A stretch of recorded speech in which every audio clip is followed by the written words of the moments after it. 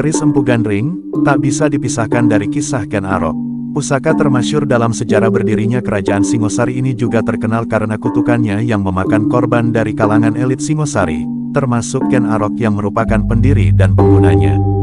Keris Empu Gandring ini dibuat atas pesanan Ken Arok. Permintaannya harus jadi dalam 1 malam. Pekerjaan berat ini mustahil bisa dirampungkan seorang empu atau sebutan untuk pandai besi yang sakti. Namun Empu Gandring menyanggupinya dengan segenap kekuatan gaib dan kemampuan yang dimiliki. Untuk mewujudkan pesanan keris selesai dikerjakan dalam 1 malam, konon Empu Gandring melakukan tirakat, puasa dan ritual khusus sebelum memilih bahan untuk membuat keris tersebut agar keris tersebut bertuah. Empu Gandring memilih batu meteor sebagai bahan untuk kerisnya sehingga memiliki aura yang tinggi.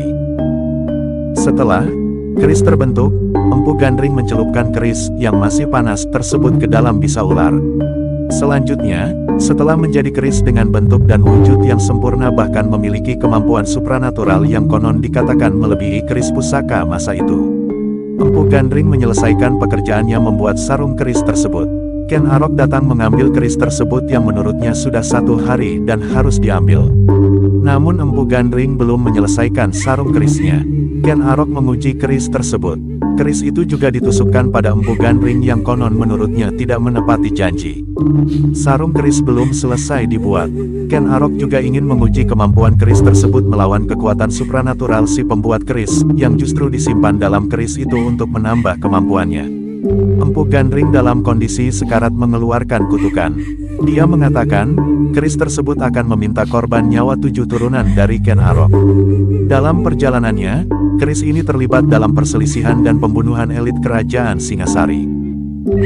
Kemudian setelah Ranggawuni naik takhta menjadi penguasa kerajaan Singosari dari tahun 1248 hingga 1272. Dalam kitab Pararaton maupun Negara Kertagama, Ranggawuni juga dikenal sebagai Wisnuwardana.